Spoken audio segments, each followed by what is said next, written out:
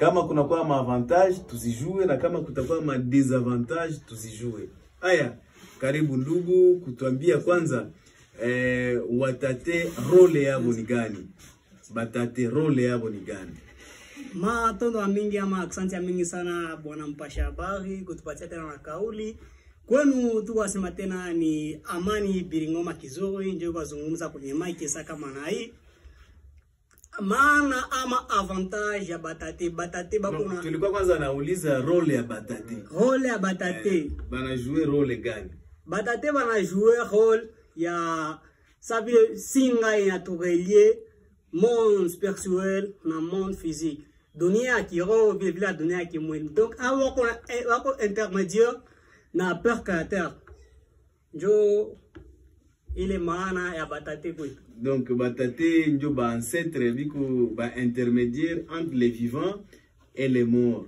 Alors sasa kama biko ba intermédiaire est-ce que il faut kubaomba juu bafikishe message kwa Mungu ama ingeta tulesema tena ndio il faut kubaomba kujua afikishe message. Nisagisi baba munyumba na vile vile mama munyumba na batoto munyumba. Wakati mtoto kuna haja hapiti yake direct kwa baba, anapita kwa mama, anaelezea ile haja yake mama mzazi, kisha mama afanye anafikishia habari kwa nani? Kwa baba mzazi. Ndio kisi batate tu wako pale sa vile intermédiaire. Donc kufuatana kisi yetu kuna manani na makoro zabo au balituachia mamwili. Kisi tu kuna ile connexion hapo pale monde spirituel pale. Ndio tutajia adresser ku batate tu. Gisi tu wa connexion au batakugisi hapo na jenza mdunia kiroho, direct watatu relie na nini? Na baba mumaji kufuatana na mashida ama maaja fulani tutakuwa nazo mbele hapo pale.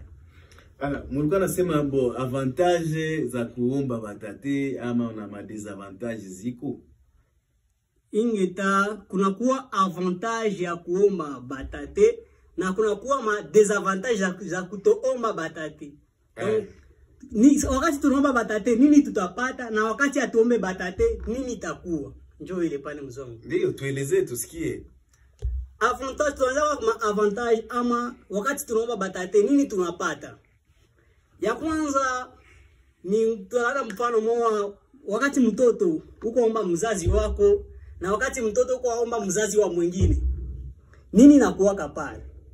Pale tunaangalia kutokana na difficulté ya ku recevoir ma solution ya ma donner ama ya ma question ama ma problème et tutakuwa na wakati tunaomba mzazi wa mwingine tofauti na kisi tuomba nani tutaomba mzazi wetu. Inje hapa kwetu tutakaanza sasa vile batate tu ni batakatifu mbele yetu. Kujuu ni neno la bazazi yetu kule inje kila moja na moja anaambiaka mtoto wake Mungu wako hapa kudunia ni mie mzazi. Na sisi batoto tunashua tanke aweshimie mzazi wako hapa kudunia mwili vile vile hakuna heshima tafani utaheshimia Mungu. Basi kama unapenda heshimie Mungu na kama unapenda utii Mungu ti bazazi yako. Tukamate wakati bazazi tu wanaacha mwili. Baingia dunia kiroho. Haiko kusema upendo wako afani inakatika. Upendo utafani itabakilia ile ile. Tutakamata ingine mfano. Mie hapa Amani mimi nauza gari. Wakati ndugu Tongo mimi namkutana munjia, sasa mimi nauza gari, mimi nampatia lift. Ila ni upendo niko naye na mzee Tongo pale. Ndio maana nampatia ile lift. Ila nikiacha ile gari ama gari inakufa. Mie chauffeur mimi naacha ile gari. Est-ce que upendo utakatika? Jibu itakuwa ni hapana. Upendo utaendelea bakia. Malgré gari shakufa maanisha cha gari. Ndio vile vile na batate yetu. Sagisi bazazi yetu. Wakati bazazi yetu wako mumwili, batate yetu wako mumwili, banatupendaka sasa vile batoto wabo, sasa vile bajukuu yabo. Ila wakati banaacha mwili, kule nje mafundisho kule nje matufundisha kama kule hatuna tena uhusiano na walio hafu na wafu. Tanke tukumasepeka kuma posti zabo, kwa ile mafoto zabo za kwenda baweka kwenda ile mamwili yabo tunaandika nini? Tutabakumbuka nini? Daima. Utabaki na sina ya nini? Ndani ya manafsi zetu. Sasa tunajiuliza ile kitu eske tunaimanifestake. Njoo tukasema pale avantage ya kuomba batate yetu abo ni bazazi. Batatusikia mbio kushinda nini? Kushinda kitu tena omba kule ayer. Tusisabu kama Abraham nani tate kwa banani? Kwa ba Blanc kule, ba Jacobe na yengine batu ba Musa kule au directement kwa intermédiaire nani? Na Mungu wabo Emmanuel pale. Wakati mzungu anaomba Mungu wa Abraham, wakati mzungu anaomba Mungu wa Jacob, wakati Mungu anaomba Mungu mwalije representer mwabale batakatifu yabo, wale batu balishimama, wale ba leader yabo. Direct anakuwa na connexion direct na baba Muumbaji. Jo anafanya yote yetu kuangalia sasa hivi tunaita bazungu ni ba extraordinaire leo ni grâce à il. Il est ali manifester pour j'y présenter mais la batate yake. Mais chez nous les noirs ni tofauti na difference ya kabambi. Tunaomba njo kwa bale ba Mungu wa bengine, tunaomba kwa Mungu wa Jacob, tunaconsidère ça bien tate tu mais tunasabu tate yako Bingoma, tunasabu tate yako Tsongo, tunasabu tate yako Nyamugira, yengine zaidi. Njo pale bwana Mpashaba ile tuko ongelea juu avantage ya kuomba batate. Na tutapima zungumzia kidogo juu ya desavantage ya kutomba batate. Kama tuombe batate nini itakuwa? Kamata mfano mwa mtoto mwenye heshimie mzazi.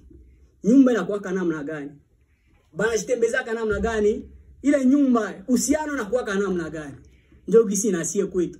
Wakati mtoto atapata shida na abana uhusiano mzuri na bazazi yake, haoneshake shida kwa bazazi yake, halili yake atina wa heshimi bazazi yake, wakati atapata shida ni kizani mzazi atafanya sambla ya kufanya ya kumsaidia, hata onesha nini, hata onesha ile kumsaidia, atafanya sambla ngale mtoto atafanya atafikia wapi, mpaka mtoto akuwa reconnaître wa bitu yenye kunafanya wa makosa yesha presenter. Sasa itia kushuka na kuitika mzazi yake kama ni mzazi kwake, ndio mzazi atafanya atamsaidia.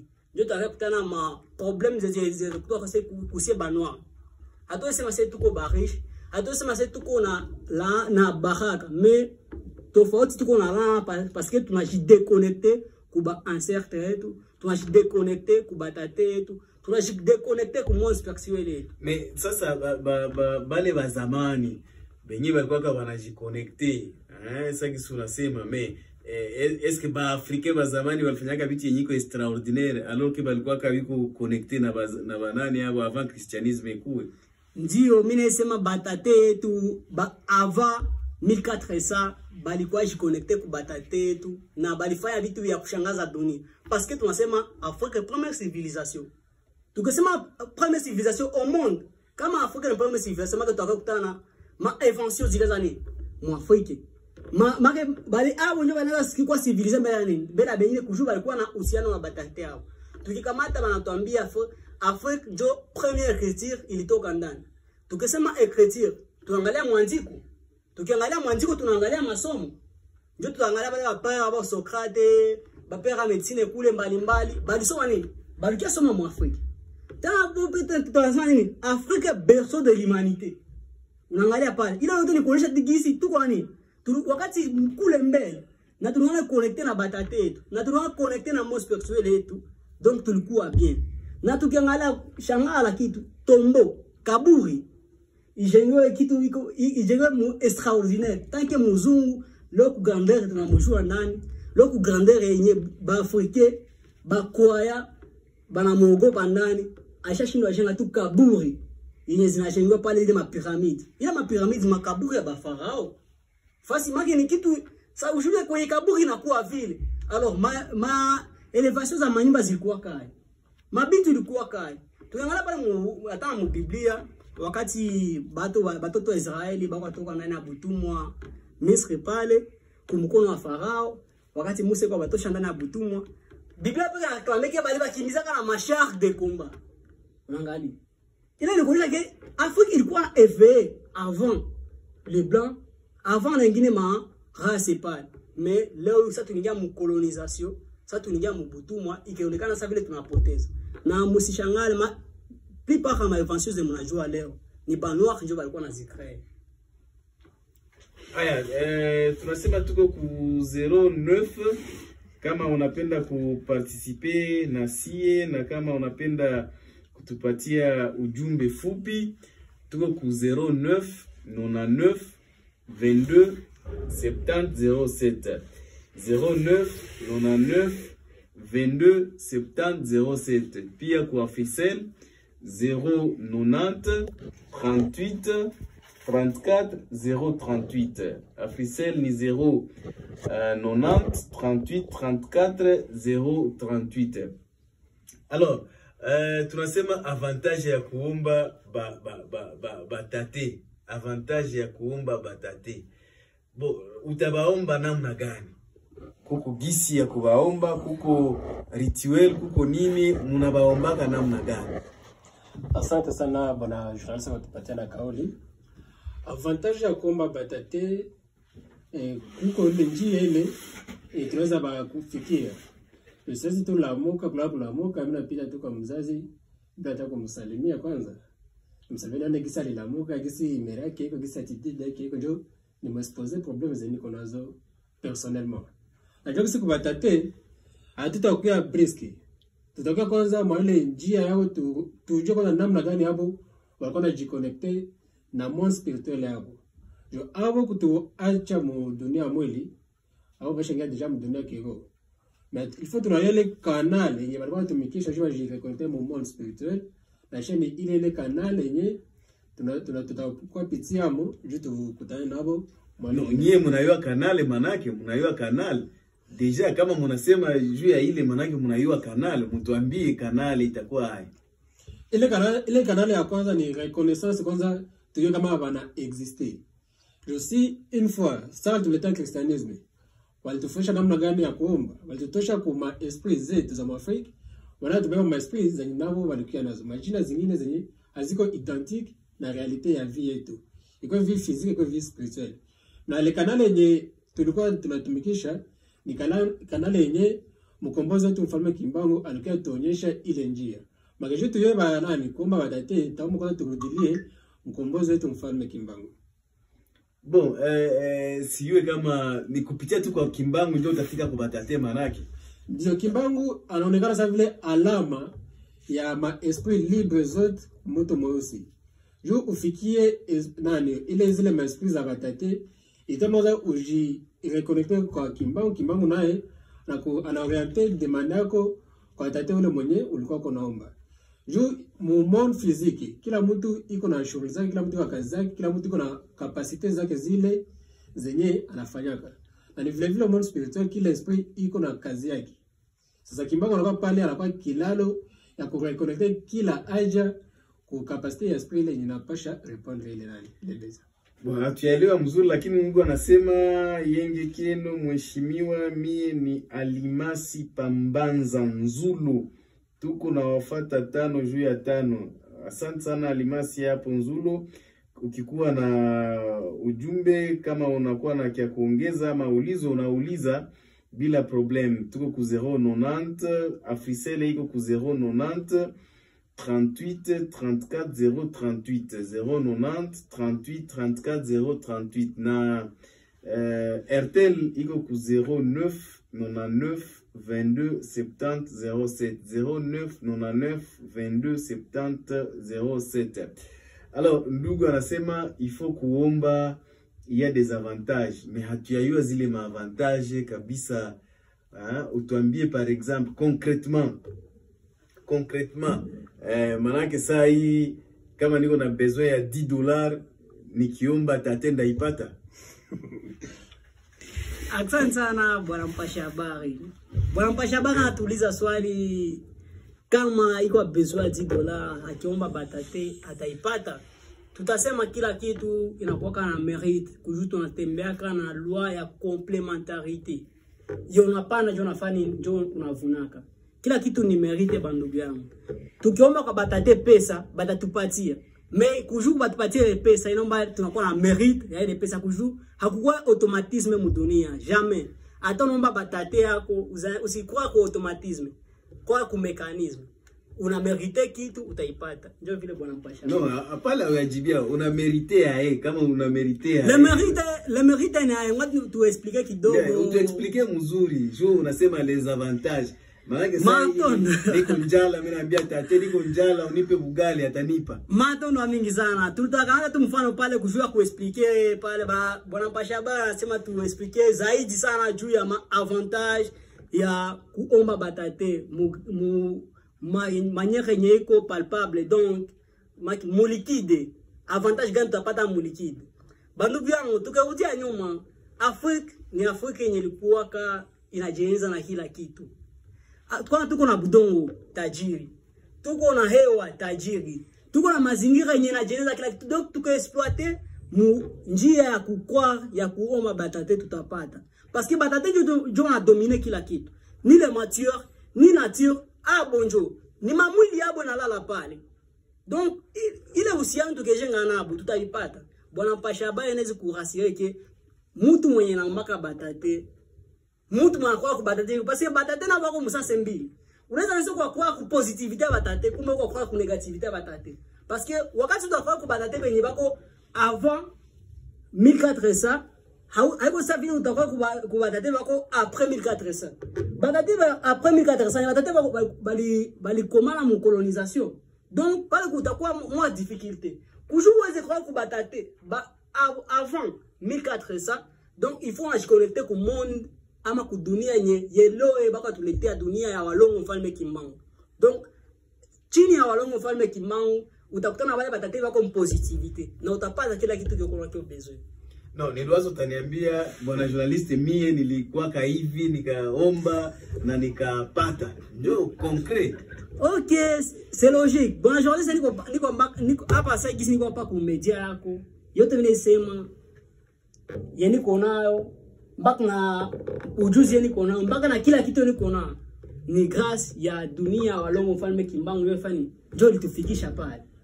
Na yote atasema sasa tutapata yote kulimo mais gisi tuko na evolue. Gisi tuko akia la musha tena batoto ya walongo mfalme Kimbangu kujuni kazi mwa tupatia. Natumika na bale wako chini. Iko parmi ma prophétie zake. Bale batainulwa jinangu na mefanya na ndainulwa jinangu. Jo vile tuko atumika kazi nani ya kufundisha batoto walongo mfalme Kimbangu. Donc hamuya tuelewesha mzuri. Ndugu iko na ulizo hapa anasema yenge kenu kama njoo kusema nini? Njoo kusema yenge kenu amani kwenu. Yenge kenu mzee amani. Ingeta na basalimu pale nyie bote ni mzee Hangi hapa. Nataka uliza tufanye nini juu tukuwe connecte na Mungu na batate yetu. Mvuluzi awabariki. Matono mingi mzee Hangi pale tutabajibia kuswali yenu. Tufanye nini batu beusi kujuu tukuwe connecte kumu ama kubaba Mumbaji. Njia tu yeko pale moya ya kukua connecte ku vrai baba Mumbaji ni kushuka mbele ya walongo mfalme Kimbangu mkombozi wa batu beusi yote dunia nzima. Ndugu anasema sijui kama Mungu ni kama ni wasi, kama ni mweusi, watu wote ni wa watu wote na kila watu na desturi. Ule anasema umuulize anaheshimu desturi. Si kama unaheshimu desturi. Matondo mingi sana ndugu yangu kutuuliza kama tunaheshimu desturi. Ingeta kwa tutasema tunaheshimu desturi zenye tulifundishiwa chini ya mila na tamaduni za walongo mfalme Kimbangu wakatufundisha kwetu mu Afrika kurudia asili ya batate yetu. Ile mimi naheshimu. Na kwa ile neno umesema eske Mungu ni mweusi ama Mungu ni wa watu wote. Baba Mumbaji ni mzimu ama ni esprit. Kama ni esprit iko juu ya batu yote, lakini iko na ba representa yake mu mataifa fulani fulani.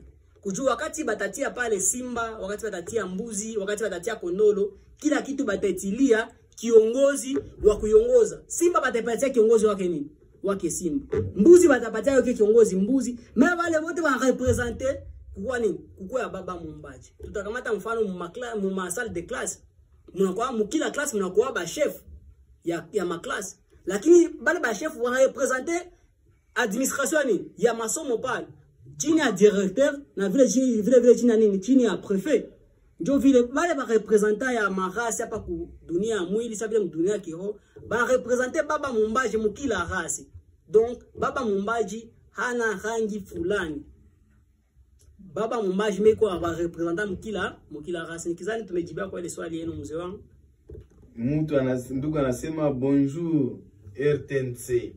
Ukiomba Mungu anapashwa kupa mukadiri yaye, unapashwa kuwa na uchuruzi, lakini habauze me kupitia maombi banauza na binaisha, na kukosa banakukeresha na unapata chakula, lakini kupitia kitu yenye umekuwa nayo njo yenye Mungu ametia ndani. Ni Bahati kutoka Minova.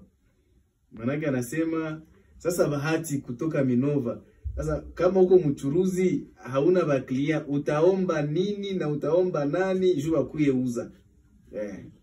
Nao tujibie kwa ile ulizo, lakini hapa mabwana huko ndio watatuambia sasa juu hatuyaridhika kabisa kusema kila mtu iko na batate yake. Basi ni mpaka kupitia kwa Kimbangu. Matendo yangu pasha habari. Hii dunia tunaishi leo tuko limite sana zaidi sana kwa tushirati beusi ku monde physique. Mais maisha tuko nayo ni maisha iko dirigé na monde spirituel vile na monde physique. Jo kora moto ama kora kitu tuseme nyama wala moto iko composé na deux parties. Partie inaonekana esprit na partie inaonekane mwili. Sasa mwili inawaka na mabezo za kurealize mumonde yake. Sasa itafare kumonde ile yenye iko incarné ndani ama esprit iko incarné ndani yenye haionekana. Yale tunasema kwa kuwaza. Niko na lazima nifanye hiki. Ni mawazo iko mumonde invisible. Sasa itaomba ile esprit ilete manani madone kupitia ile mwili juu nani? Juu irealize mabezo zake. Maintenant itawipatia directivité. Sasa kufatana kisi tuko reconnecté ku monde spirituel étranger. Yako kutana kuna kama incompatibilité ku répondre ma besoin zetu hapa mu monde physique.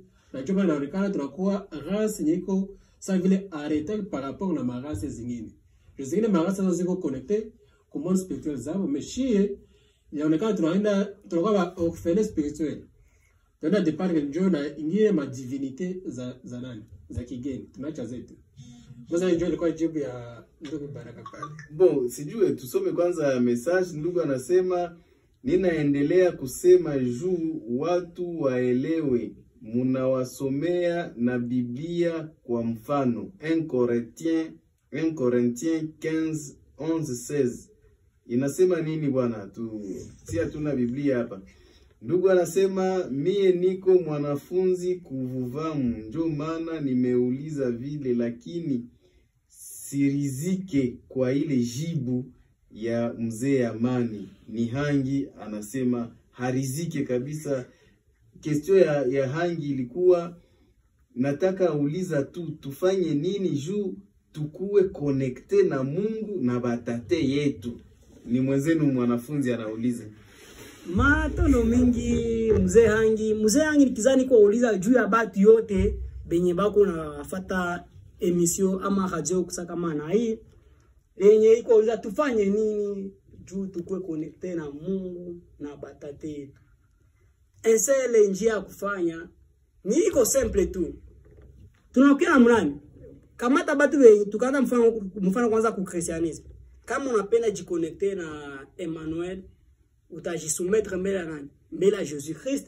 Na utaitika kufanya kubatiziwa na kuacha zambi na kubatiza tena kwa nini? Unazalika bupya. Ile ni mfano tumekata kunini? Ku Christianisme. Sasa tunasema Walongo Mfalme Kimbangu. Yeye ni sauveur mwenye alikuwa kutosha batu beusi ndani ya butumwa, spirituel na physique. Anatutosha ndani ya butumwa kutubeba ndani ya baraka. Kama kwa tubeba ndani ya baraka, tusisabu kama ile ni dunia nyingine kwa tubeba ndani. Dunia yenye tutatembea ku nia ya baba Mumbaji kupitia nani? Kupitia ma inspiration na kupitia kukua yake. Donc kujitu jiconnecter na baba Mumbaji. Kujitu jiconnecter na batate tu bako positif. Donc il faut tunafuata ule mwa fani. Mwa tuonesha njia.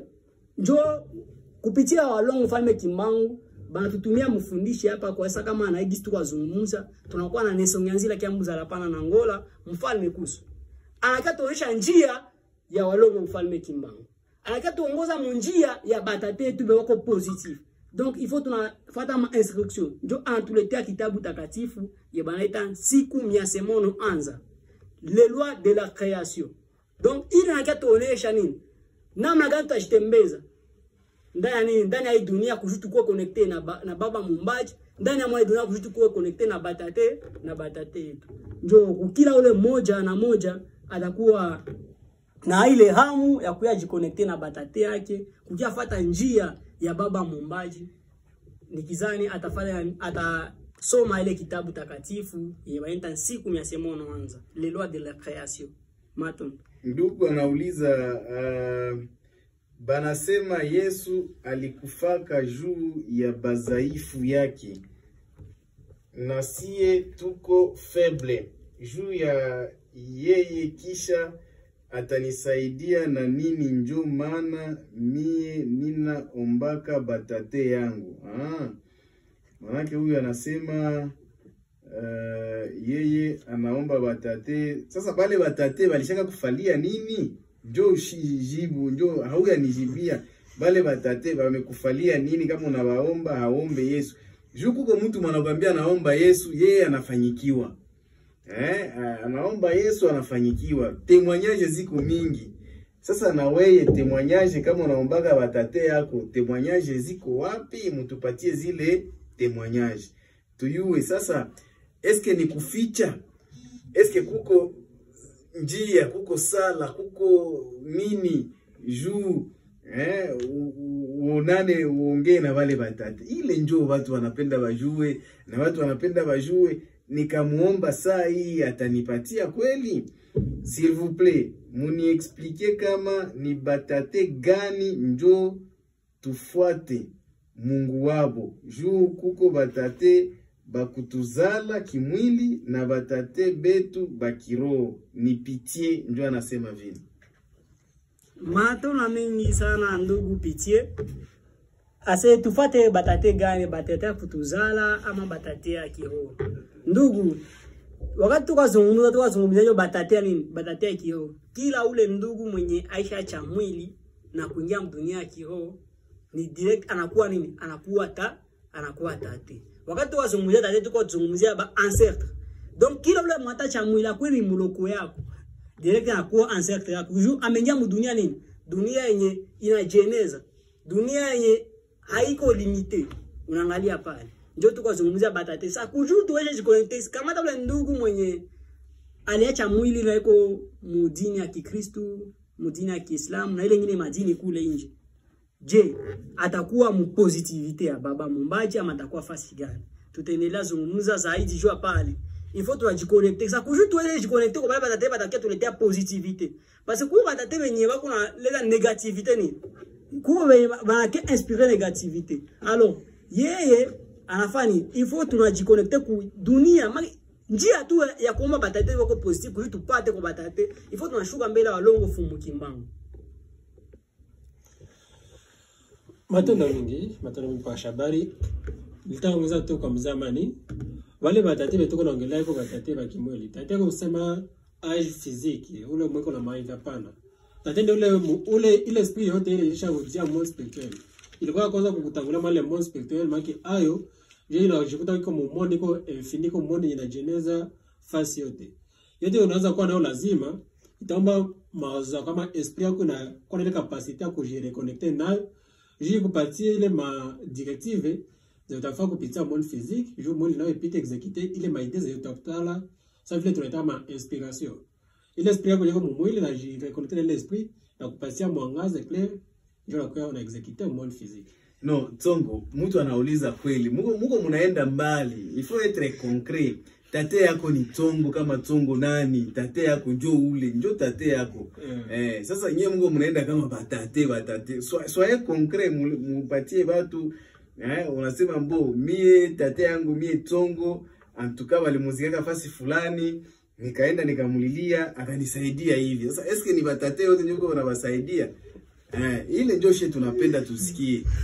Mato na mingi sana kule mmoja na mmoja mwana napenda asikie ile neno bisi bwana mpasha habari iko nauliza swali kuhusu basikilizaji bote, tutasema pale sisi bote tujikute kuvuvamu ndio tutajua zaidi sana kuhusu batate yetu na tutajifunza namna na gisi ya kujiconnecter ku batate yetu. Tukizani hapa tuko natembea kufuatana na muda na kipindi iko inaonekana kwenda fika mwisho, lakini gisi ya kufanya ya kuzungumza ni kujikaza tunajadili sisi wote kuvuvamu, ndio tutapata strategie ama clé ya kuzungumza na batate yetu. Pale tutaeleza ya mingi sana. Naomba tunajifunza. Ni mafundisho ya mrefu sana namna gani ya kujikonektea batate yako. Fanagisi tu hapa kwenye radio, tutasi kila moja na moja kufika kwenye vuvamu. Njoo kwenye tutapata ya zaidi sana kuhusu namna gani ya kujikonektea na batate yetu. Pale watatufundisha, kisi watufundisha les lois de la nature. Donc katiba la uumbaji. Watatufundisha yote. Namna gani ya kutembea. Nisakisi tukaante mfano mmoja pale kidogo, tutabaelezea ndani ya jamaa tu, mfano wa jamaa, baba, mama na batoto. Wakati uhusiano haiko munyumba, mtafanya nini kujui ile uhusiano irudie na nini ndani ya jamaa tena? Nikizani mtakamata wakati ya kama batoto nyinyi mlivunja uhusiano ndani ya jamaa, mtakamata wakati ya kufanya reparation encore nani na bazazi yenu. Mtoto utajisumetre tu mbele ya bazazi na kupata ingine masolution yenye itakuwa meilleur, kusikia kisi bazazi batafanya batakamata tena wakati ya kubakonekte tena na kurudisha na uhusiano pamoja na yeye. Njoo ile namna tu. Kama tunapata tujifunze zaidi juu ya batate yetu, donc rendez-vous ni kujikuta frère Esther watenda soma katiba la uumbaji kwenye vuvamu Matondo. Ukitaka kujiunga nasi unatuma ujumbe fupi ku 09 99 22 70 07 09 99 22 70 07, ama unatuma ku Africell 090 38 34 038. Ndugu anasema ni bahati mie ukweli Mungu wetu wa mababu alinipa kazi na mimi naifurahia tena, na bibi yangu alikuwaka mimba alizalaka, lakini alikuwaka atakufa. Mungu wa mababu iko na fanya kazi kwa kumuabudu. Haya, témoignage ya Bwana Bahati. Huyu uko wapi Bwana Bahati?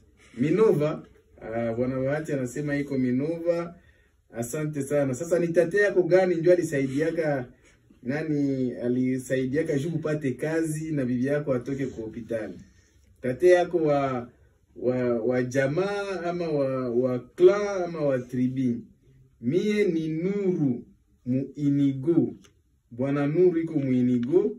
Mina uliza, unasema ba Mungu wa ine na ninjo muumbaji? Mumesema Mungu baine nani njo muumbaji? Wa wapi njo dunia yote inapasha abudu? Tena umekatala Bible. Sasa juu ya nini unatosha ndani reference ya Mungu mkubwa? Oro kwako weye Bible ni bongo. Na ulijua je kama 4 etre vivant njo bale ba Mungu ine? Asante sana ndugu gani? Anasema ni Nuru, Bwana Nuru. Kuhusu ba Mungu baine, iko tafutisha baba muumbaji na bakapita. Kuduna tunaonekana tuko na 4 race na kila race iko na kapita kama kiongozi wake. Yosa wanasema Mungu wa mkitabu ndio Mungu wa nani? Mungu supreme. Ule ni Mungu tulipokea mkolonization. Ni Mungu alikuja tupigisha magoti. Mungu alikuja tushimamisha. Depuis batalete bapokele ule Mungu wa mkitabu ama Mungu wa mkorani, Afrika kiendelea kuonekana iko arudia ndio nyuma pali iendelee mbele. Na kana kurudia mpaka leo Afrika inaanza kuonekana na tazikio. Ndio na baba mumbaji alikuwa très prudent akatumana mkombozi wake. Mkombozi wetu shema tumeweza kupitia walongo Fumukimbangu ili turudile tena ile maisha yetu ya zamani, tutoke ndani ya colonisation spirituelle na vile vile la colonisation physique. Tukoe bado wako libre sasa na vingine marasi zote kudunia. Juu kiangalia mzuri ni race na tu ndio iko race niko contrôler ku place zote. Mais zingine race zishakuwa libre ni shie ndio tunafanya masikio kukua nguvu kubanana na maesprit za ziko zetu. Esprit zilikuwa tutia mu prison ndio tunaendelea tu kutia ku premier place zetu tunaziacha pembeni. Ndugu anatuma message anasema Matondo journaliste, mina uliza hivi, eske ukiomba babu yetu spirituele Apotre Kimbangu ama watate wetu wa kimwili Seblanc héritier depuis Nyabushongo, bwana héritier, tusikie hii nani yako ulizo.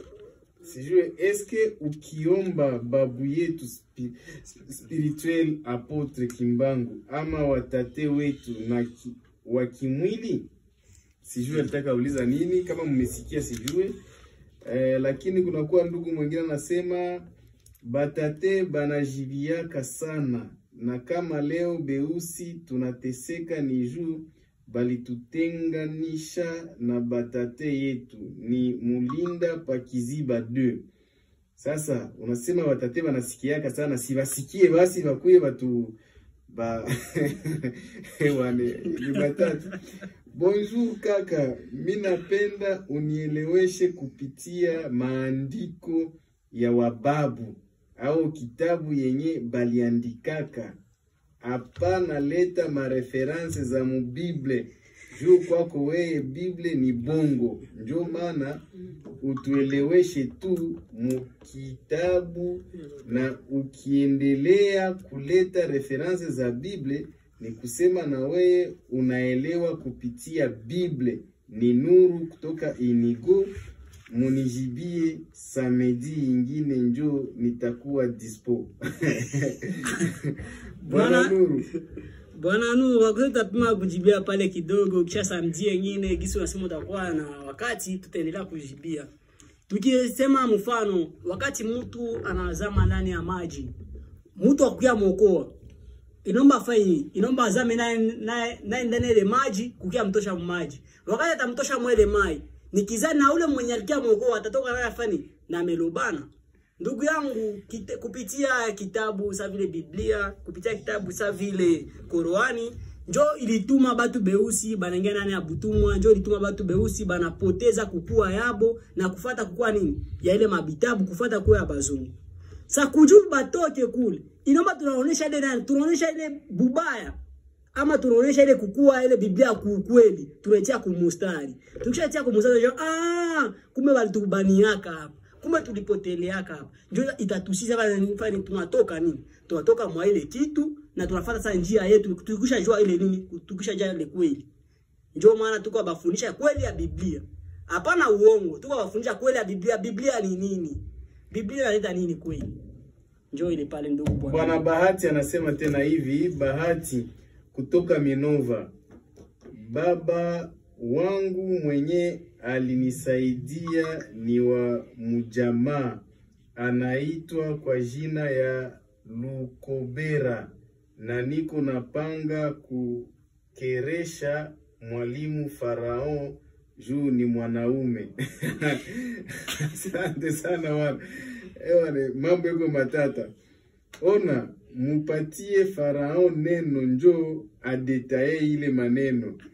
Alors, asante sana ndugu anasema, nauliza hivi journaliste, babu gani tunaeza omba juu tufanyikiwe, babu spirituele Kimbangu ama babu wa kimwili? Munipe jibu, c'est toujours Blanc héritier. Lakini unauliza mzuri, eske ni babu Kimbangu ama babu wa famille ama babu wa clan ama babu wa tribi? Asante sana ndugu héritier kwa swali nilikuwa nishauliza. Babu gani tunaweza omba juu tufanikiwe mu maisha yetu tuko nao kwa leo, maisha ya kimwili. Kwa wazungu kama kwanza mfano kwanza mali kitabu hivyo akasema sasa jana tukafanya ma reference mali kitabu.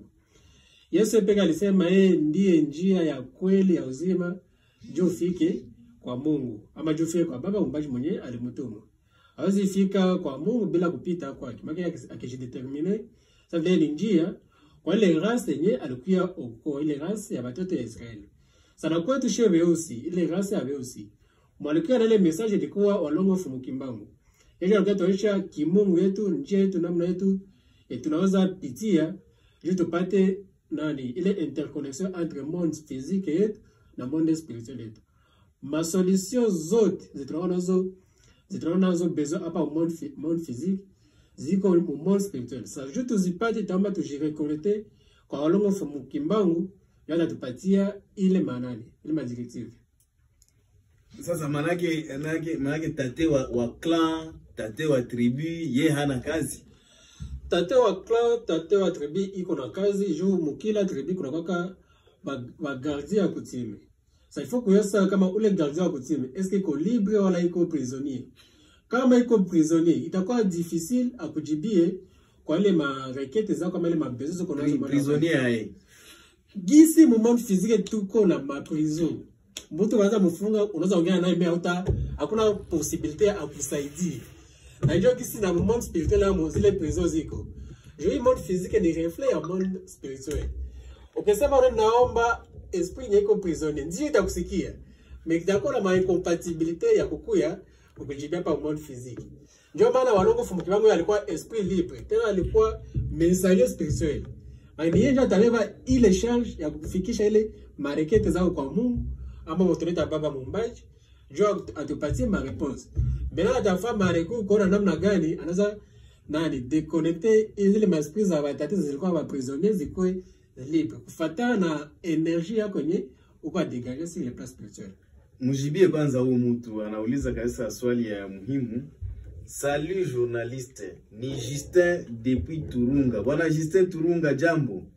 Nitapenda nielezee walimu wetu pale kusema mimi siamini mtume yeyote, lakini mimi naamini kama Mungu iko kupitia kifo. Matondo mingi sana ama asante mingi sana bwana Justin kutoka Turunga, na sisi tunabasalimia tena kule jambo. Donc bila kifo Justin haezi amini. Bwana Justin, tunakuwa na kitu moja vitu tunasemaka ndani ya dunia, mwanzo kukomala na fani na kutimiza. Tukisema kifo inakuwa ndani ya mwili, lakini kifo iko ndani ya mzimu. Maki nafsi yako pale hakuna siku itakamataka maisha ya kifo. Mwili yako nitafani itakuwa na mwisho. Nikizani pale swali yako itakuwa nguvu kujibia kufanya. Unaona mimi Mungu yuko kupitia kifo. Sasa namna gani wakati ushacha mwili ile mwili yako itaamini kama Mungu yuko namna gani? Lakini mtu anaamini Mungu kupitia hewa, maji, budongo. Mtu unaona pembeni yako, nyama unaona pembeni yako, mazingira unaona pembeni yako, mwalifanya kukua ya ile kitu. Yote unaona na yote ya uone. Kukua njo Mungu ama njo Baba muumbaji. Ndio vile ifo naamini Bwana Justin. Maton. Aya, asante sana wandugu ambao waliweza kuja hapa kwenye radio ili waweze kutuzungumzia les avantages ama donc nani mambo ambayo tunapata kupitia maombi ya watate. Lakini wanasema kwa wingi watate ni wengi sana. Donc tuko na batate lakini hawakukua vraiment hawayakuwa très précis mais wakati kwenaenda lakini messages ziko zinakuja tu mingi. Wenye kuwapinga muwapatie discours ya Leopold II itasaidia wasio waelewa. Haiko discours ya Leopold II papa. Unatuambia mzuri tuelewe. Kama sasa tuelewe, hapo tuletea discours ya Leopold II hapa. Salut ma radio, asante sana. Alors, wandugu wapenzi tuliwauliza concrètement utaomba namna gani? Wa Kristianismo walituambia uombe Baba yetu uliye mbinguni, jina lako lisifiwe, ufalme wako uje. Sasa utaomba namna gani ili ujiconnecte, ukue? Hatuyabisikia mzuri. Asante sana bwana journaliste, namna gani tutaomba? Naweza hiko ku radio njo yenye ili nani? Tutafundisha maombi. Na mbele wanasema nani? Batete balikuwa naomba Baba jua ama Mungu jua. Sasa hiko hapa ku radio tutakaoonyesha namna gani tutakuwa naomba Mungu jua ama Baba jua. Itomba batuzogele tubafundishe namna gani ya kuomba. Hiko hapa ku radio yote tutakuwa bisemea. Asante. Sawa, huyu ndugu anasema bonjour tena. Ni bahati unapashwa omba kimbangu njo Mungu wetu. na ye mwenye atatuma ni ule babu wako mwenye uko naye connecte, njo malaika wako. Okay, merci. Nayo tu haisikilikane hii message. Sijue ndugu anasema ifo Kimbangu njo Mungu wetu. Hiyo njo kweli? Bandugu yangu, kupatana maswali yetu mtapata. Tunaangalia muda na kimia kwenye radio. Itakuwa fadhali sana kufika kwenye vuvamu kwenye iko. Mtajibiwa maswali yenu na mtafundishwa namna gani na gisi ya kuomba batate yetu. Nikizani njo itakuwa jibu yangu, mzee Amani Matondo. Jambo ndugu, kama unasema tuombe waliokufa, juu nini ukaona mtu mwenye alikufaka unaumanaka? Eske mwenye iko na umanishaba shana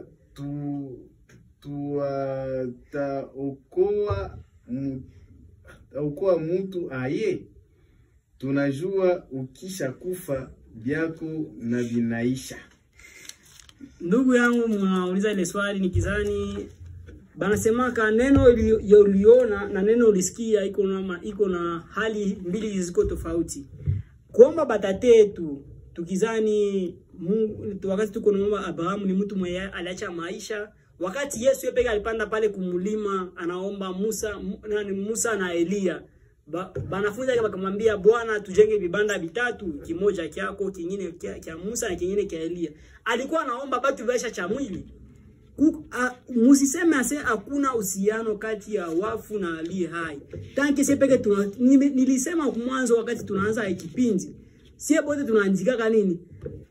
Kifo haimalize upendo ama uhusiano tuko nao na nini? Ndani ya kimtu tutakukumbuka, utabakia na sie milele. Eske pale kwa matenganisho kabisa. Pale kwa uhusiano umeandikaka. Upendo yako utaishi nao, tutaendelea kukumbuka daima. Mtu mnakumbuka maiko uhusiano kati yake wewe naye. Sana namna gani sasa tutasema tofauti afani? Ndugu anauliza sasa, journaliste, mtu atajuaje kama wababu wa jamaa zetu kama iko libre ama iko prisonnier? Na Apotre Kimbangu njo representant wa watu weusi, eske naye iko considere kujibia maombi zetu? Juu Yesu wa wablanc anajibiaka na batu banafanyikiwa, wetu wa weusi anajibiaka naye? Mjibie bwana. Asante sana bwana journaliste. Kuyo kama mu esprit yako naomba iko libre wala prisonnier, itafatana na maombi yako na vile na majibu zile zako na omba kwa ile esprit. Tokea zamani tunaombaka ma esprit za tuleta mu Biblia. Mendoza sema mpaka leo atiwaka pata majibu kwa vitu wenyewe tunaombaka. Ni ile tu upendo ni nani tunayetu akiona waka nayo, ni ile tujibiaka vitu tunawaza ni nani, ni ile ma esprit za wale kitabu natuletea. Na Kimbangu haiko apotre. Yeye alikuwa ndio mkombozi kwa sababu vile Seigneur haiko apotre. Jakuna mwenye alimutumaka kama haiko baba mumbaji, yeye pekee alimutuma kuleta hii habari kwa watu weusi. Asante sana Engineer Mbusa Sivya Endera, anakuwa ametuweka hewani. Engineer Mbusa Sivya Endera, na asante sana kwa waliko ambao walifika ndani ya studio. Wanaweza tena kusema majina. Kwa majina ni Tsonga kwa Bomu Shunganya. Kwa majina kwenu ni Amani Biringo Makizuri. Wandugu wapenzi, muda ambayo inatuma tunaachana kwa saa hizi, lakini tutaweza kukutana tena siku ya posho ijayo. Asante sana.